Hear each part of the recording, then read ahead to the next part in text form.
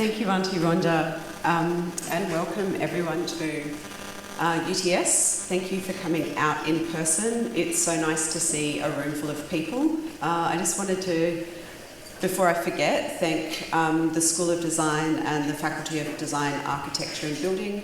Our Associate Dean of Research put some funds out after COVID and said you could ask for some money to do something that you felt you needed to do. And I just really wanted to see a room full of people again and to be able to spend some time talking about things that are important to us. And so thank you very much for all being here. In particular, I'd like to invite Rebecca Huntley, who is performing. I'm going to say performing, not to put the pressure on you.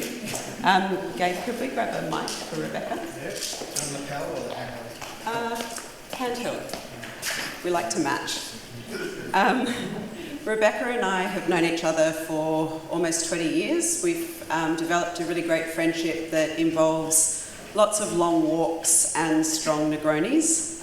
Rebecca and I worked together at Allen and Unwin quite a while ago, and I actually designed the cover for her first book. And we've been friends ever since, and on some of our long walks, Rebecca had been talking to me a lot about climate change, and how she had been affected in particular by the student strike, and the result of her having, I guess, a disorienting dilemma, a kind of transformative moment one morning waking up and seeing these young people protesting on screen, is the book How to Talk About Climate Change in a Way That Makes a Difference, which is a book that I read, and I think one of the most brilliant things about it is that it's not things that I didn't already know, but it put them to me in a way that made them relatable to me in Australia. It made them things that I felt that I could talk about, and it dealt with a whole bunch of the stuff that I wasn't sure how to talk about, like my emotions. And so Rebecca has done a lot of speaking about this, but earlier this year she gave the Talbot Address at the Australian Museum, and she took the work that she'd been doing in how to talk about climate change into the space of images and image making, which is obviously, for those of you who know me, a very important part of my work and I suppose life. So I invited Rebecca to come here today to have a chat about some of this.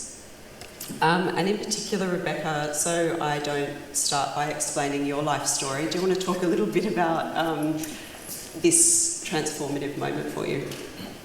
Sure. I didn't know you were going to start with our friendship. I thought maybe it was going to be a PowerPoint of all the things we've done while we've been drunk, but I don't think that's a different symposium. Yes, so this is an interesting image. It was one that I would say took me by surprise, but moved me quite rapidly from what we would describe as being in a category of Australians who are concerned about climate change, so worry about it, think it's important, want governments to do something. But seeing the images of these young Australians motivated enough to leave school, create signs, get together and organise in this way moved me quite quickly from being concerned about climate to being alarmed about climate. The more people we move from the concern category to the alarmed category, we activate those people in a very different way. So for me, why was this image important? It was important because I connected the faces of these young Australians with my own children, but also with an understanding, a kind of a vivid recognition that I was suddenly old and old enough to be their parents, and also with a platform and power that these young people don't have yet, and I can get to that in a minute. And so there was both what always needs to happen in images is a recognition. You kind of place yourself or a relation in a kind of an intense relation with that image as a kind of relevance, but also you go very quickly from that, from feelings of guilt, concern, to a sense of responsibility, of a urgency for action. And so that's how that image worked on me. Interestingly, in the work that I've done on climate, when you put these images in front of different people, it's also very clear that this image works quite differently with different audiences depending on where they are with climate. For people that were already alarmed about climate, these images of young people protesting around the world was actually really important. For people who've been involved in the climate movement for a long time, especially when things weren't when governments weren't moving but the climate was, that could be a very upsetting, alienating, sad and lonely experience where you kind of think, well, where's the hope, where's the opportunity, where is the new energy? And when I talked about this image with people who've been involved in the climate movement for a long time, they talked about feeling as if there's that, if you're into Lord of the Rings, there's actually a lot of Lord of the Rings metaphors in the climate movement that come up all the time. There's a moment in, I think the second movie, where they basically think they're all gone, you know, the orcs are gonna, and then Gandalf kind of appears and kind of comes down the hill with a whole new group of, you know, people from some other guys with long hair, different guys with long hair, you know, there's a lot of guys with long hair. And anyway, a different group of guys with long hair suddenly saved the day. And that is honestly how climate activists felt when they saw the climate movement. An entirely new generation, full of energy, not prepared to compromise. So that image is enormously galvanising for them, an enormous sense of relief. For people like me, where it shifted me from being concerned to alarmed, and I'm not alone in that, it was almost like a kind of, you know, cattle prod to our conscience to be involved.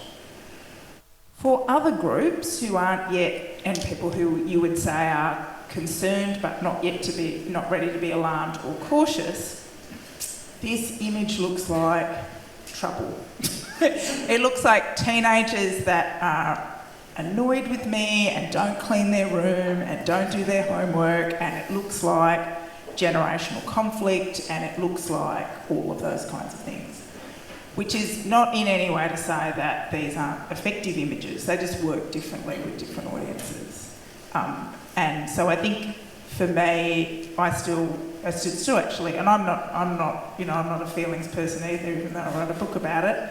I still look at these images and feel, you know, quite overwhelmed by them and a little bit teary, while recognising with the clients that I work with that isn't always the most effective image. If you're trying to run an election campaign where you're trying to get people to actually, you know, vote for a party with even a passing interest in acting on climate, that just reminds them of divisiveness and you know, the teenage kids who annoy them because they're on the internet all the time or whatever, you know. So it really also taught me using that image that audience matters.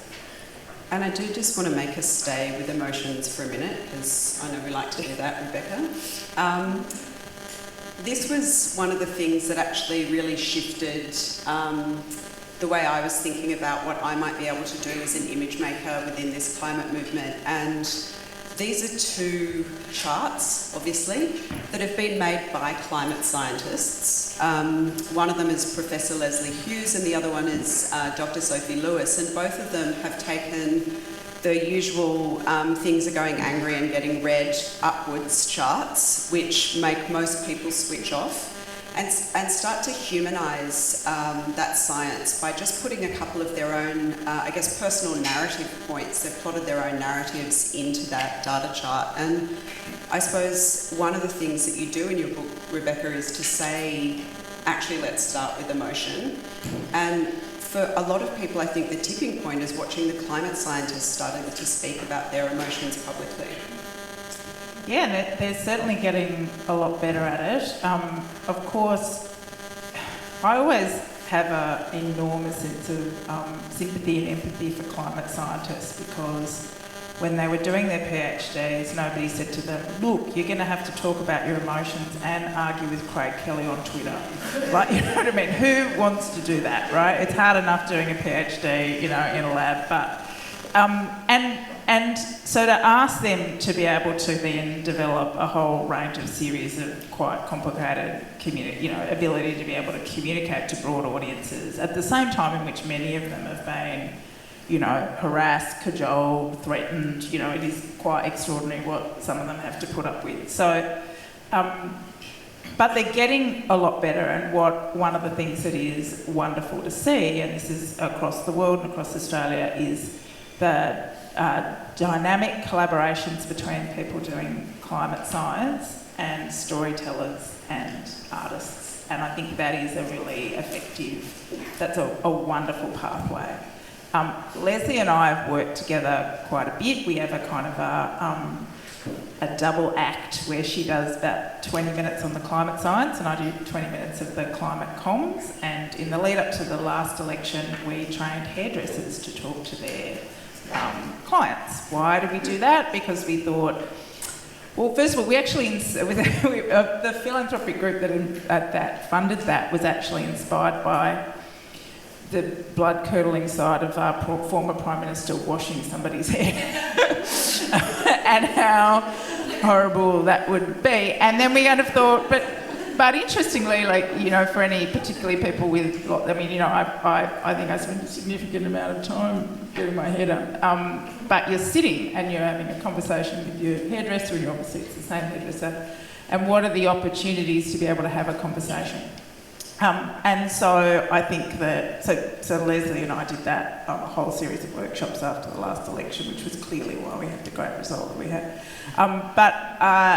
So she is particularly interested and worked out a long time ago that climate scientists were not cutting through, that the science in and of itself wasn't important. And people felt like really needed a story to be told, which made sense, which started not with the science but with the things that people value. They could see themselves in both the science and the solution. And she's placed herself there as somebody who can be able to do that, and that's fantastic. It's a fantastic kind of thing to do, and there's increasing examples of that happening around the world. I just wanted to throw this in there as a way of showing, I guess, an example of a scientist, Charles Darwin, and from what I can understand from a very brief Google looking up of the terms, he has done a diagram of how a leaf moves over 3 days as it's growing. And the other side is Tim Knowles, who is a significantly more contemporary artist who attaches pens to trees and lets them do these kind of wind-assisted drawings. And what you're looking at here, I guess, is the different ways that scientists and artists visually interpret the world around them. And both of them are translating phenomena that's outside human experience into a drawing, trying to find a way to share or be able to talk through these kind of tools that we might use to be able to talk through really complicated problems. So with climate science, I suppose one of the main things, and you've already mentioned the Lord of the Rings metaphors, our other big metaphor is this guy. Oh dear, yes. So, well, I mean, this is probably now a kind of an iconic image of climate change. It was actually, for a lot of people, it's hard to imagine, it's well over a decade, even a decade and a half ago, that we started to see these kinds of images develop. So, not just shrinking ice, but the impact on an animal on the ice. And at the time, actually, interesting, this was when I first started doing kind of broad social research, and that was a very impactful image at the time. People talked about it, they mentioned it. This was sort of in the lead up to the 2007 election. And so this is not to say that that wasn't an effective image. It was bringing home to people that something like, melting ice somewhere else is actually affecting life, not just slight water rises, which people weren't really didn't matter to people. So it was really effective at the time. And what often happens is that when we do find something's effective, we grab it and we thrash it within an inch of its life, then making it so effective. I would controversially say that there will be a point where a singed koala may be the new... we're starting to get to a bit of a point in focus groups where people feel like they've seen that image before. We're not quite there yet, because at least the koala is something that we have an outside chance of seeing in the country. But one of the things that was interesting in the book, part of what I did in the book is talk to climate activists from around the world, is you also realise that that there is a need to make sure that the images and impacts of climate change are as culturally diverse as we can possibly make them.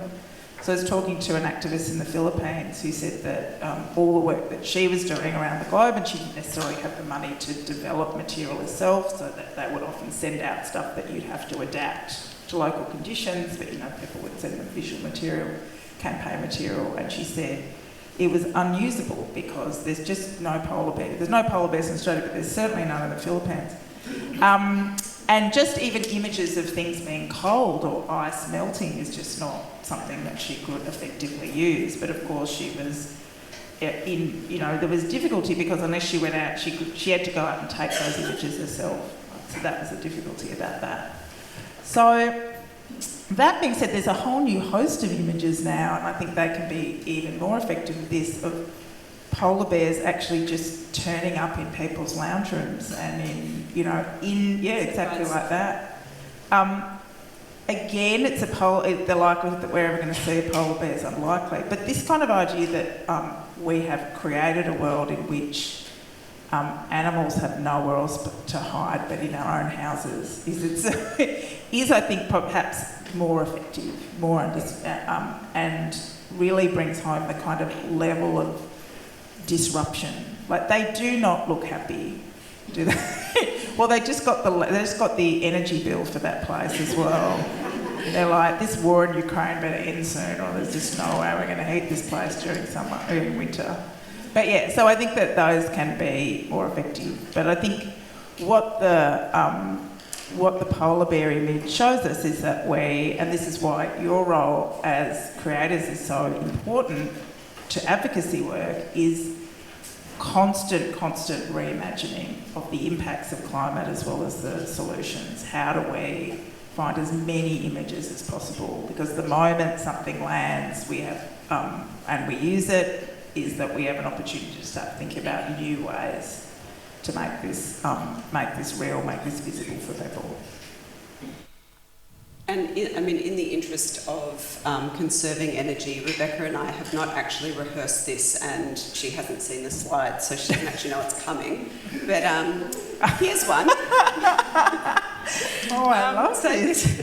This is an ad for Mini in the US, and they have a new electric car that they're advertising, and they've developed a partnership with the Polar Bear International Group in order to do this, and their campaign promises, this was from earlier this year, that they have more fun, activation and touch points for both companies. So how do we feel though about advertisers starting to weigh in on some of this?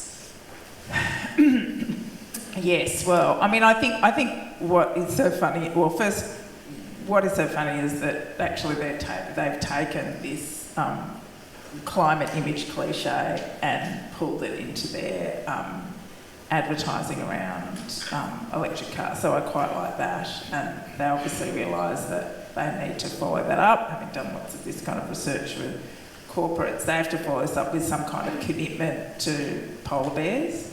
How do I feel? I don't know. Look, I think that there is going to be a more cynical consumer audience around the world about greenwashing and organisations jumping on the climate bandwagon as a way, to kind of sell more stuff. But also recognition that everybody is going to be doing it to some extent. I don't know if people saw, but Volvo just made some really big commitments about actually pulling ahead some of their previous commitments and deadlines in terms of not producing anything else but electric cars. But generally, I think that's pretty clever. That's pretty good.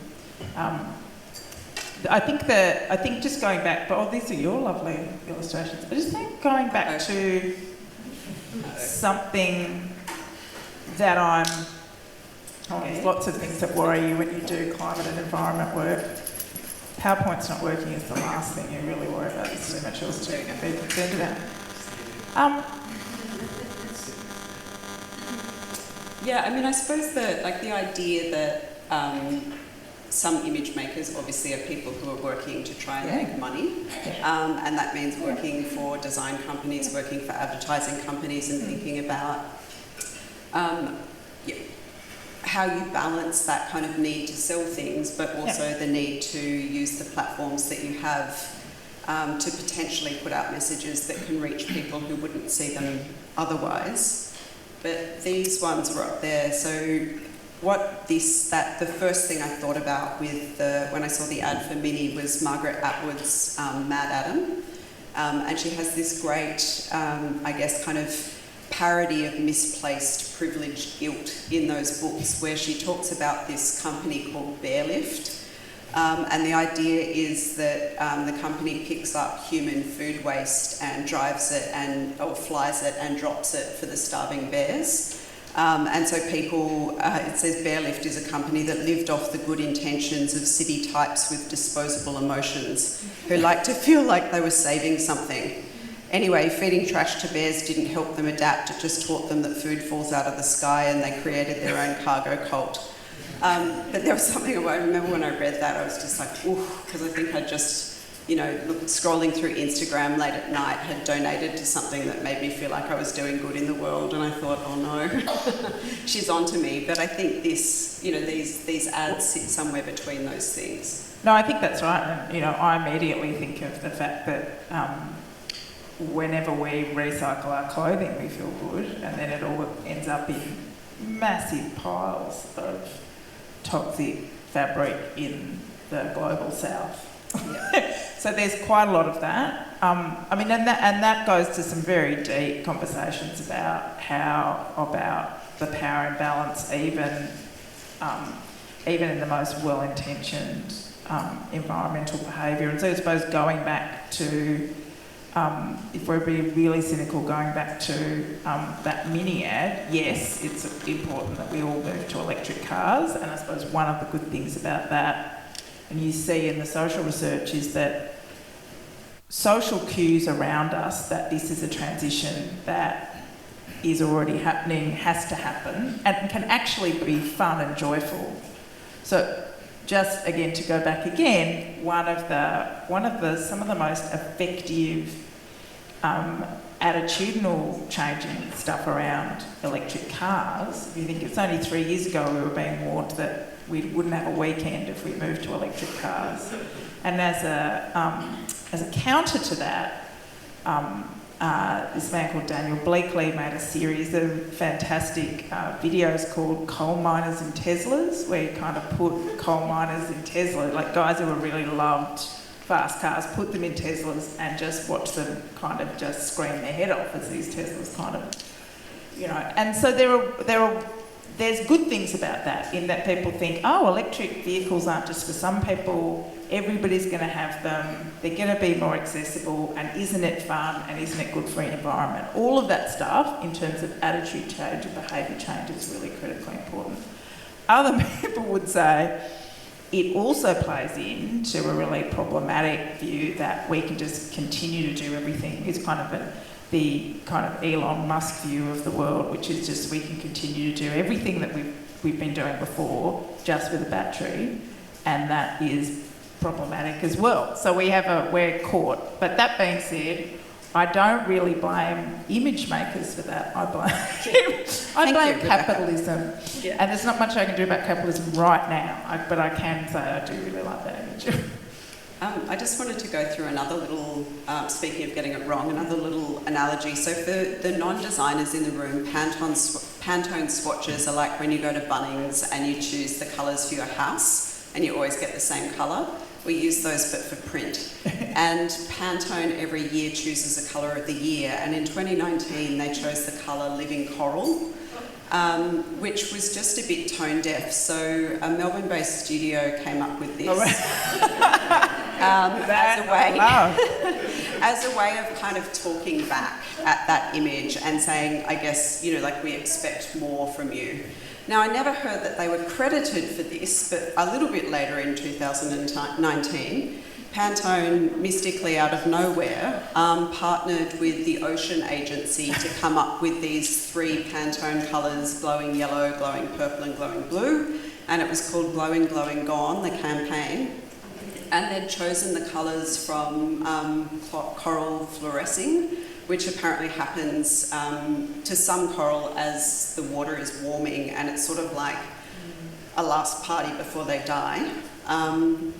So this idea that they would then put something back out to the community to try and reverse the misstep that they had made. And I feel, you know, really conflicted about this when you talk about it, but I also think that this is an example of where, you know, one thing I think we can say is people make mistakes all the time. And they, you know, someone in there thought that they were trying to do the right thing and it went poorly and they fixed it. And I think that that's a good news story for me when these companies are trying to take some sort of accountability for what they're doing with their public messaging. Yeah, and I mean, without wanting to read into it too much, I think one of the barriers to people engaging with climate action is that they feel that, well, there's lots of barriers, but one of them is that they have to be an absolutely perfect environmental citizen. And of course, one of the typical cynical ploys of the kind of climate deniers is to say, well, Al Gore gets on a plane and, you know, Leonardo DiCaprio, you know, doesn't have any single-use, you know, has too many single-use girlfriends, or whatever, you know, whatever they want to do, which is basically saying you have to be a perfect person in order to speak up about climate. And in a sad way as well, people have bought that, and in a way that I think is really problematic for all of us and being able to continue to be involved. A couple of weekends ago, I was doing kind of a panel at the Blue Mountains, and a woman stood up and said, I'm so worried about the climate. She was in her late 70s. I'm so worried about the climate. I'm doing everything I can to be a good environmental citizen. My sister just called and she's got cancer and she lives overseas, and I can't possibly go and see her because I can't get on a plane and I don't believe in offsets. And she was crying, and I was like, and I said, just get on a plane. It's fine. Go and see your sister who's dying. None of us can be perfect citizens in this perfect world, and we do things and we realise and then we try again. So at a corporate level, perhaps what they're trying to do, which is like somebody came up with the idea, and they're thinking, how can we do something different? How can we put out something different there? And actually that's a pretty good example of how we should all approach this process, because the idea that we're all going to be absolutely perfect all the time as we muddle our way through this very intricate mess, not really entirely of our own making, I think is really important. Because I suppose these are the images that we see as well. And one of the conversations that we were having a couple of months ago was, what do we do when people start not paying attention to these images anymore? What happens when the polar bear is and a singed koala is something that we respond to, but it doesn't affect us in the visceral way that the first time you see it? I'm going to admit that when I was looking for images to put into this slide deck, I had to kind of check if they were just pale coral or these were the bleached ones. You know what I mean? It's like you start seeing this stuff so much that I'm not sure what I'm meant to be looking for anymore. And so I suppose part of the conversation too, and you spoke about this quite a lot in the Talbot address, is how do we actually create images that allow people to imagine themselves into a climate-affected but still livable future? And what should... we know what to do as image makers in terms of strategies for how to make a good image, but what's the messaging that we need in there? Yeah, and just to go back, do you want to flick back to the coral? So, I mean, this brings me to thinking about how do we visualise the loss that has already happened, and also come to terms with the loss that we actually can't do much about, right? Even if we stay at 1.5, it seems, wildly optimistic. And I think one of the problems, and I suppose one of the things I talk about in the book is that going into the book, I kind of naively thought, look, in order to convince people who aren't already convinced about climate change, we just have lots and lots of positive, happy, joyful messages about climate action. It's just an entirely naive idea, which is that what we need to be able to do once we understand the audience that the image is aimed at, the barriers to climate action, the emotional response to climate change, is that we have to understand, kind of quite carefully calibrate in the images and the words that we direct to these audiences, the loss and gain involved in climate change. So the things that we will gain if we act, and the things that we have lost or might lose. So one of the things about these images is that if you present this as this is something that's happening, people kind of feel like, well, what can I possibly do about that, right? So, and there actually isn't an enormous amount that can be done right now. Most of the science shows that a lot of those, that there have been some extreme bleaching events, that they'll continue, and we have lost and will continue to lose some of these reefs. Some of them might, there are some that are a little bit more resistant to this than others. If you present this as something that we can reverse in any way, given the nature of these coral reefs, people feel they feel a sense of hopelessness and powerlessness about this. If we present this in a slightly different way, which is, this is the canary in the coal mine, right? This is some of the stuff that we've lost that's so precious. How can we act to make sure that all of our diverse and unique environment doesn't go the way of the corals that have already died? I think that can be more motivating, right? So it is really about, and it is really about how do we not just have images of loss, but how do we talk about loss? Loss is a sense of, okay, this thing has happened, the damage has happened, how is that going to make me more engaged so that greater losses don't follow from this? And I think that's also true of some of the images of the fires and floods that get lost. Yeah. So, yeah. Yes. Yeah, this one. So many of these. I mean, most of my time working with images is with what we would describe as concerned and cautious audiences, trying to get them enthusiastic and excited about renewable energy. And this is very typical of the kind of image that I have to put in front of people, or it's lots and lots of solar panels with maybe a couple of sheep. There's the same looking guy in a high vis with a cap, only one. He's either walking around or hanging from a wind turbine. And has anybody ever seen a man hanging from a wind in real life? Like, I don't know, it's so far away. Maybe they're all dangling there like Christmas ornaments, but they're so far away, who knows? And what are they doing? And how often do they go? These are the kinds of questions that keep me awake at night. Anyway, so they're just terrible. They're so bad. The only time they should ever be used is in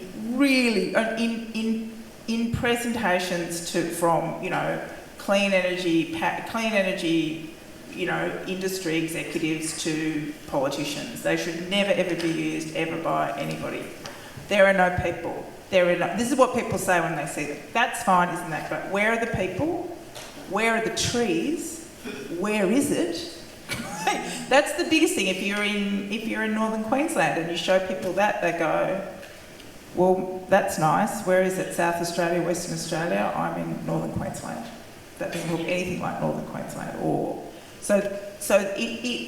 They're so generic. But the lack of green and the lack of people is the problem. So speaking of generic,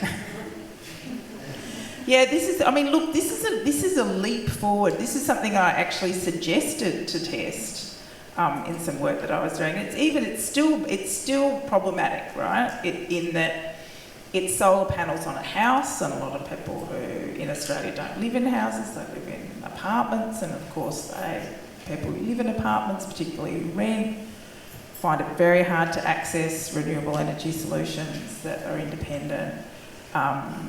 It's a white family, all these kinds of things. So there's some realistic things like she's bringing the food and he's sitting down and doing nothing. But that's realistic. But as everything else is, I mean, even that, but even kind of trying to say to people that actually you need to show renewable energy and climate solutions as working for people to make their lives better in a way that isn't kind of, in these vast landscapes of technology. But the reality is this is the thing, we just don't have a lot of these images, right? And we actually don't have it, which is why your work is so important. We need to create more and more and think about new ways to talk about loss, gain, opportunity, the role that climate action plays in people's lives. All of those, that complex emotions, complex challenges and complex opportunities of what faces us, we need multiple images that relate to people as well. But in this country, that's really important, and we need them now. And one of the reasons why we really need them now is that with the last, a lot is moving and moving very quickly in the Australian landscape. The transition to renewable energy is happening.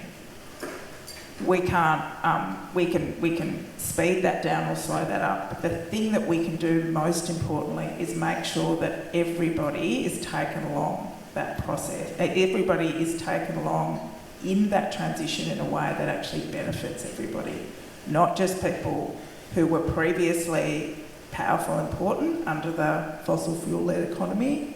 And we make sure that we all get a piece of the opportunity that we have. And that's actually pretty much up for grabs. The fact that in 20 or 30 years, most of Australia's energy will be with renewable energy.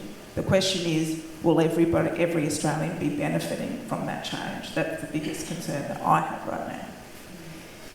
And I think, we need lots more images. Well, don't worry, there's a solution. Here in Adobe Stock, there's a visual trend of prioritising our planet. Right. And they've put together a series of stock images that anyone can download if they're paying the exorbitant price of these stock libraries. And what are they? What does caring for the planet look like? Oh, God. So there's wind turbines, recycle your plastic water bottles and bury the evidence. Are the three main things that I can see going on there. But I suppose this is my kind of slight segue into saying, how do we actually get people to work together? And so what's going to happen for the rest of this afternoon session is we're going to hear from a whole bunch of different people who have worked with image makers or worked as image makers to start to talk about some of this, because some of the examples we've shown, it's very easy for me to sit up here and point fingers at people doing Pantone Colour of the Year and putting together what does caring for the planet look like packages. And rather than saying, I think they're doing it wrong, I think a way that we could talk about this is to say this is a start. These companies know that there is a market for these images because there is demand. And there is demand for these images because we have to tell these stories visually and we have to tell them urgently. But the polar bear on the iceberg is not going to work for people in the southern hemisphere, in fact actually most of the world. The kind of recycling plastic gets confused sometimes, so Megan's going to talk to us later about a great way of visualising that. But what we actually, I think what we need to talk about is having generosity to work with different people and the kind of courage to ask people to work with you on projects and thinking about ways that we could actually get image makers and people who do this as part of their kind of bread and butter work in contact with people like you, Rebecca, but also the scientists in the room and the other communicators. I mean, if I could say one, there's so many areas in image making that I think we can bring about progress, but I think if there was one thing that I try and get people to focus on is that so much of climate action has been positioned as things I can do as an individual. Like I can individually research, or at a household level, I can consume differently, or I can get to work differently. And I'm not saying that those things aren't important and that they can be scaled up and be impactful. What we do know is one of the most effective things that can happen is when groups, even quite small groups of people, come together to collaborate to change something. And there are far fewer images of that happening, right? There's a lot of images without people, or there's landscapes, or there's an individual doing something. But how do you find ways to tell stories and show images of groups of people coming together to change things and to collaborate? And I think that that's when we know things really change. And that's when behaviour change is reinforced, if it's reinforced by the social unit that matters. And this is also when you're working in climate action or doing any work around this where you have to develop social capital, you have to develop resilience, you have to make sure that you don't kind of fall into, you know, the pit of despair and individualism.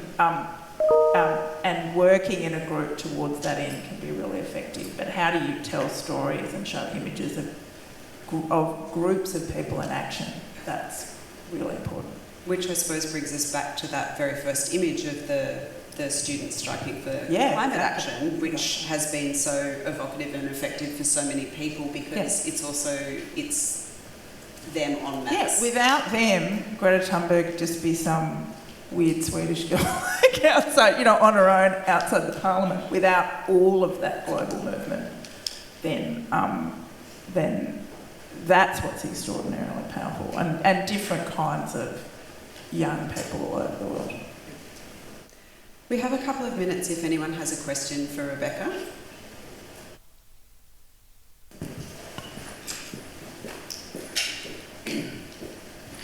Thank you, and apologies if this was touched upon at the beginning, but I was a bit delayed getting here. So it's great to see the examples, but they seem to me to be very much focusing on like micro level issues. And systems change is where we're going to get, you know, the biggest movement. But something you said, which is making sense of it, you know, where are we on the journey, for example? I find it really hard to sort of go, well, this is how we're tracking, right? We're here. This is the horizon, you know, where we could go. And these options are the things that if we push on, you know, investment and banking or renewables or transport, and I don't want it to sort of, you know, point towards it being infographic based, but I sort of go, how do you sort of, is there a role for image making to take a much more contextual, broader view to go, we are here. Here are our options, push on these and these. We're going to get, you know, a better bang for buck.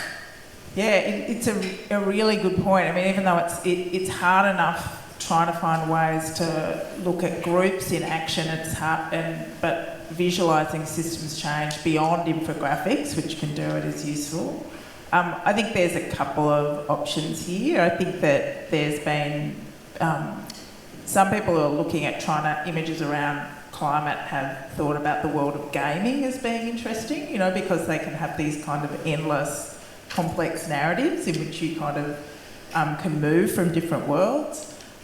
You talk about people who do immersive reality, and you think about how can you find immersive reality experiences where you walk into physical spaces and think, well, if we did this thing differently, this one thing differently, how would this physical space look? Like if we organised capital in a particular way, or we did a certain kind of thing with transport, how would my neighbourhood look different?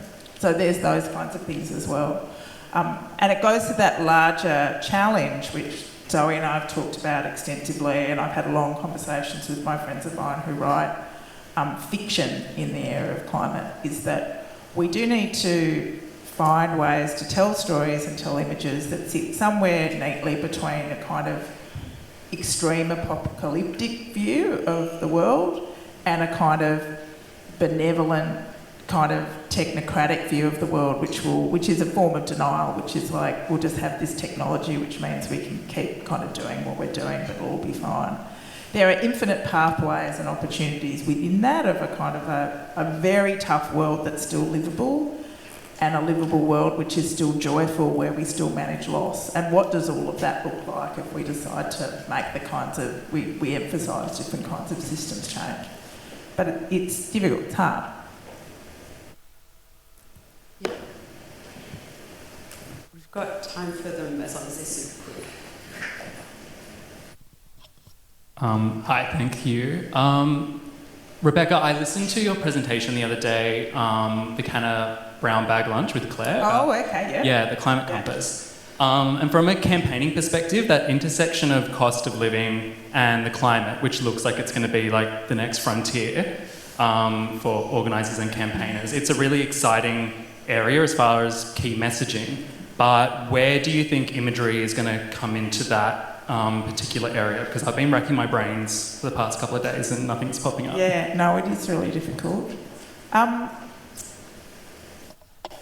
I think it's a look at in terms of 20 years of looking at how Australians have talked about climate as largely an offshoot of environment to now becoming a more kind of material, tangible, economic, structural question. There's some opportunities there for us to be able to find a way to show that action on climate actually works in terms of... I find cost of living a very narrow frame. When I first started, even before I started doing climate work and just thinking about how to talk about climate, I always thought trying to talk about our way of life and what that's about, like a larger frame which encompasses notions of well-being, physical and mental health, the environment more broadly, not just kind of, you know, how much it costs to buy milk, which I know is an issue, but we actually need to expand the cost of living frame to talk about our quality of life. And that then becomes a little bit easier to be able to understand that if we have cleaner air and your kids have asthma, you'll spend less money on asthma medication, right? If we have, better water quality, we actually had Auntie Rhonda talk about that the actual consequence of what happens if you have fracking and an impact on the artesian basin, which then has an impact on the way that we grow food, which on top of everything else is going to make things expensive. How you find images to be able to talk about that interconnection. But you do need to kind of widen the frame from cost of living to quality of life and way of life, and that's a big challenge that we have to do. But yeah, it's watch that space as well. Okay, last question. Nobody's mentioned Regenerating Australia, and I thought that was an amazing film. Yeah, 2040. Because of that statement right at the beginning that all the things they're talking about are things that are already possible. And to think that they're possible and they may not happen by 2030 seems to me a marvellous sort of proposition. And I think even if you went strategy by strategy to make something smaller that's not actually a film, but, posters, would be really remarkable. Yeah, his movie, was it 2040, 2030, is a fantastic film, and I love lots of things about it. But what I loved is the image of a world where we act on climate, where we still have to manage loss, but it's still a joyful world where we get to dance and do the things we want to do. So he managed to do that. He's managed in that film to do that thing I said, which is chart a kind of a mid-course between, Mad Max and Elon Musk world, you know, something in the middle. And Regenerating Australia, including as well, like visualising how our neighbourhoods would be different and all the rest of it. So more and more and more of that kind of work would be useful. Great. Thank you, Zoe. Thank you, everyone. Thank you so much, Rebecca.